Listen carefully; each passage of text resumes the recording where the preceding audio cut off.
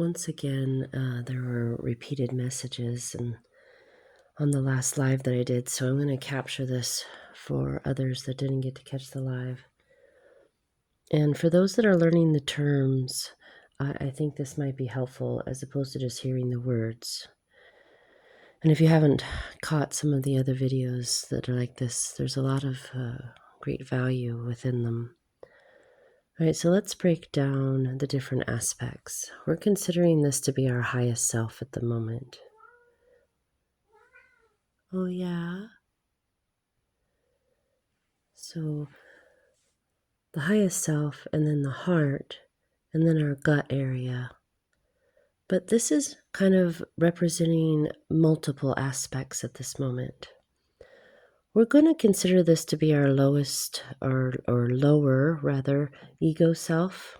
But as well, it's still representing our left-right of masculine, feminine. But just as equally, it can represent between two people and the energy movement between two people, whether it's parent-child or relationships or, of all levels, friends, all levels, a coworker, boss, not to mention just anyone we meet along the way. And energy is unseen, but this is to represent the connections that we have, all right?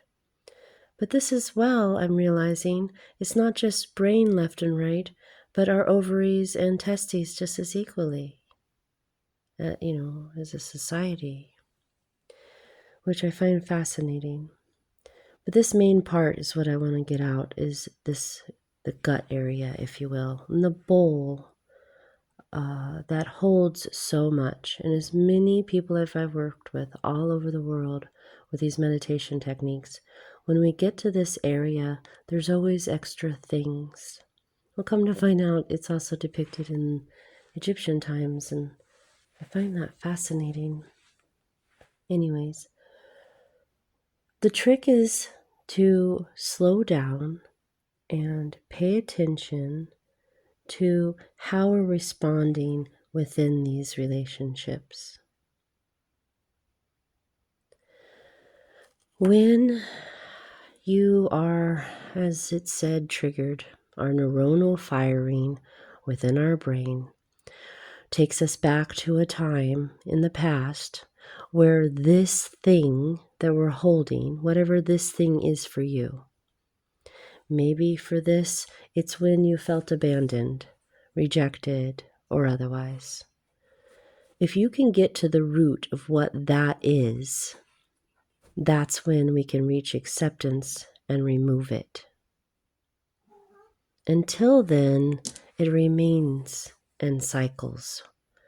Not only in our gut, which is a second and third brain, if you ask me. The heart's definitely a brain too.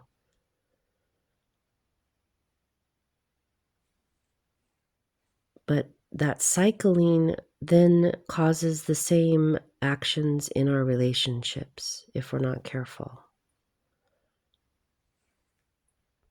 Honestly, I could keep it that simple. It's really that simple. You know what is yours. Is it going to stop immediately as soon as you look at it? Okay, yeah, I do have this feeling. What might this be from? Maybe if you're a guy and you've been circumcised, maybe it's from absolute birth and then boom, and then and you don't understand that you have this knee-jerk reaction to, different matters that happen with your relationship. This is kind of a big one for a lot of guys if you don't know what's going on or you haven't met with peace in that area. So in that, and it's in the subconscious. It's not conscious in your forefront, like in your day-to-day. You just know that I don't like how that feels, so I'm outie. Or, you know what, this conversation is too intense, I'm outie. This moment is too intense, I'm out. And then to not come back and communicate with a partner, for example, you can see where that would lead to some issues. Same with jobs or otherwise. Maybe as a child, you were told you couldn't do something. And in that childlike behavior, and it was a passion, and somewhere inside of your heart, that passion is still desired, but because of what happened in childhood, you don't follow it. Therefore, you're not living up to your full soul, heart self. The thing is, what happens, or, truly a lot of times, especially in Western society, the way it is at the moment, but I have a feeling all that's going to change. In some cultures, it isn't this way. But maybe, both parents working and out of the house and always going and school and all the things. And you got to think about this and worry about that and all the stuff, right? Maybe the mom was just overtaxed that day and she didn't mean it permanently. Or maybe it was something that it was repetitive. And maybe it's not just mom, maybe it's dad as well. I mean, maybe it's both, it just depends on the individual. I'm giving examples for generalization. Obviously, when I work one-on-one with people, we can get right to and intuitively I can sense theirs. So, and it, things will come out that I don't even know, and then they'll affirm what it is. The thing is, us holding on to that, keeping us from whatever that is, that's from your heart. Maybe you wanted to play music and someone made fun of it, so you just didn't pick it up again. We have to practice and play, and why not just let your heart sing? Or more importantly, maybe that person's just a jerk, so whatever. We can get rid of that when we break down that moment. And even if it was a parent that we listen to and we love, and so we take on their opinions, etc. The thing is, a lot of projections happen from other people, and especially from their egoic self, not so much our highest self. Those normally come from the egoic selves. So they're projecting, well, that doesn't sound good. Well, maybe, again, with music specifically in practice, just practice more and maybe you get great. Or maybe the next person says, wow, I really like that. And maybe it's just not the taste of the person that said the other.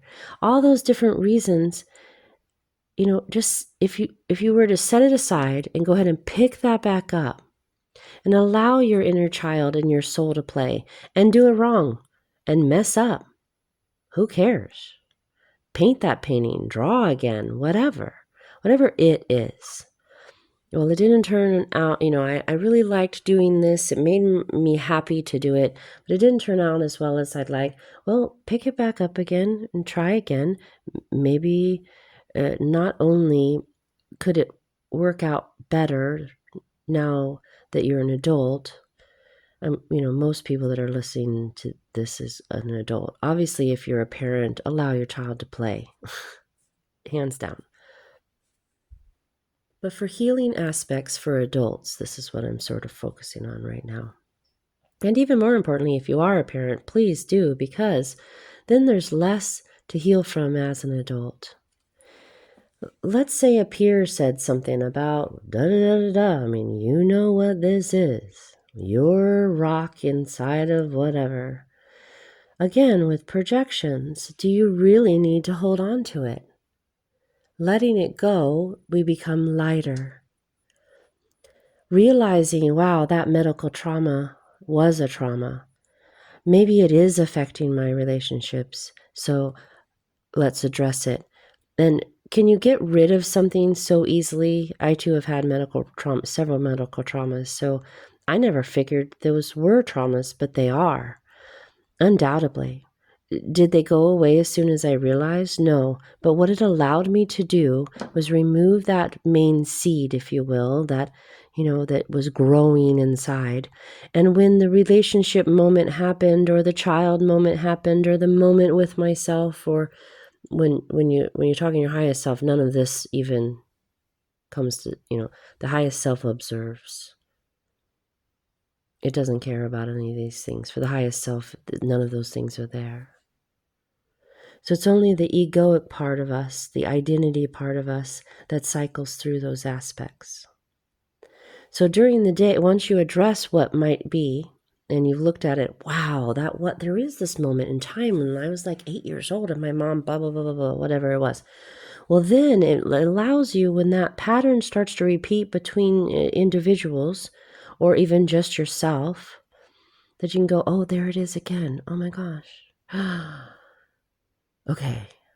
I realize what it is. I'm letting it go. And then it gets faster and faster.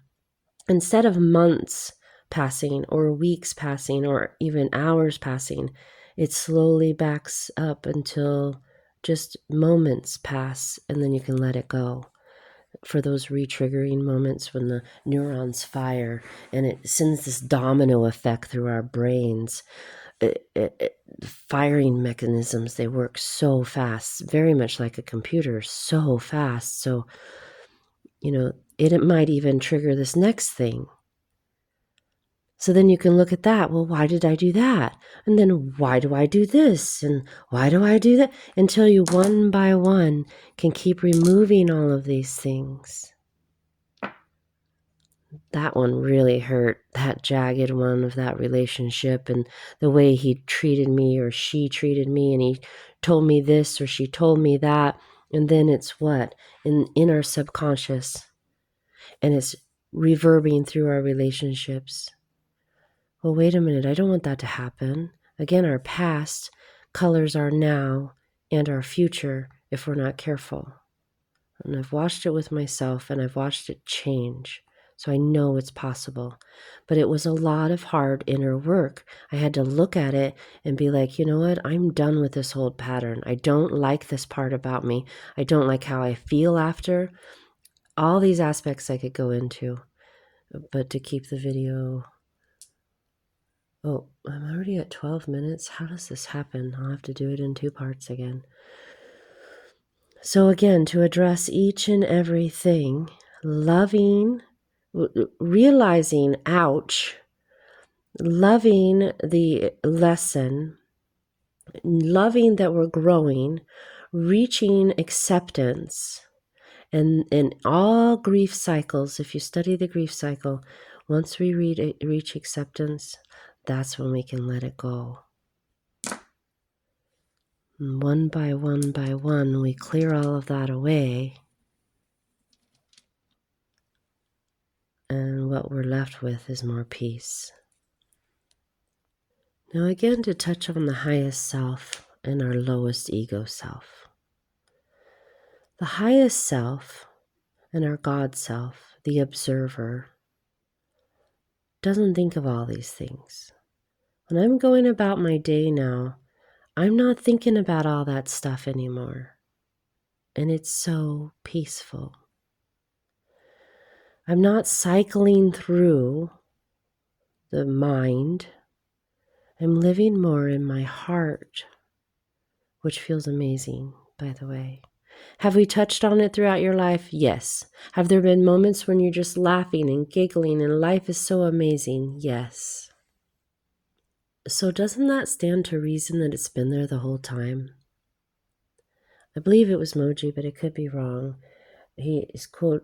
Someone's quoted as saying, you can Google it to correct me. Maybe it was Sanguru. Forgive me, it's starting to all blend. When we're not sad, where does the sadness go? Truly, sadness is that part of our body and all the mind of our gut and our egoic, oh, well, I've got to